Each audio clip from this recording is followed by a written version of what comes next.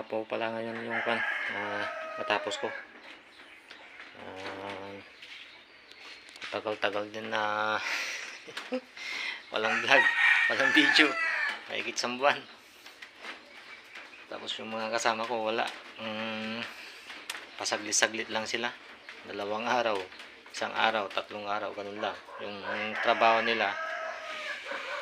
Kasi naabutan ako kung ang dami naman kasi nila pumapasok pag minsan 4 o kaya 5. Ngayon wala na naman sila wala na naman silang magawa, kaya ito finish ako ngayon dito mga stand TV tsaka itong rug shoe shoe rack. Yan, 1, 2, 3, 4 na palapag, 4 na butas. Tsaka ito naman yung stand TV o divider na maliit, 2 pintuan, tsaka 2 open din. 5x4 yung taas nya, maliit lang. Hindi ko pa nalagyan ng catches tsaka fuller katatapos ko lang. Tsaka yung pa pala yung ito, cabinet na malaki, aparador 6x6.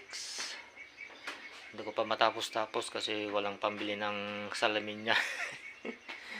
Salamin kasi yung sa may gitna puro sliding, tsaka yun yung kanya, yung drawer nya 4 dun sa baba. Babali na naman ako siguro sa ito yung may-ari kasi wala akong pambali ng salamin kasi. Tsaka yung backboard na plywood na lalagay, yung manipis lang 1/4. Hindi ko ma-assemble yung kanya, yung 2 pintuan nya, yung sa may salamin. Pero yung 2 tapos ko na kasi mga puro sliding. Ito nga pala yung yung mangga na nung una yung ginawa ko, yung lamesa tsaka yung upuan na diban. Natapos ko lang yon,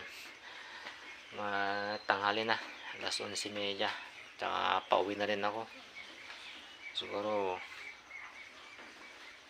mamayang hapon ko na ilalagay yung catches nya tsaka cooler, tapos bukas na di-deliver nito. O kung kaya naman mamayang hapon kasi saglit naman lang siguro na ilagay yung ito, yung handle nya. Ewan ko kung siguro ewan ko kung lalagyan ko pa ng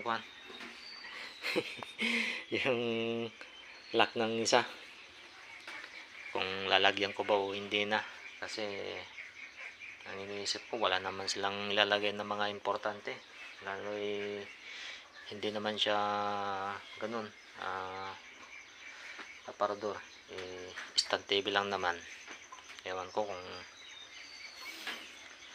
malalagyan ko kung mabibilan ko mamaya.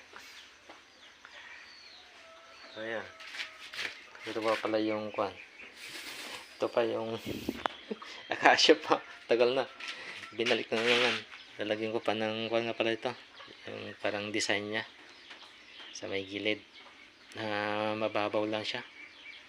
Ito yung 1/8 siguro yung kanya, yung lalim, para may design daw, yung parang ganito siya palibot.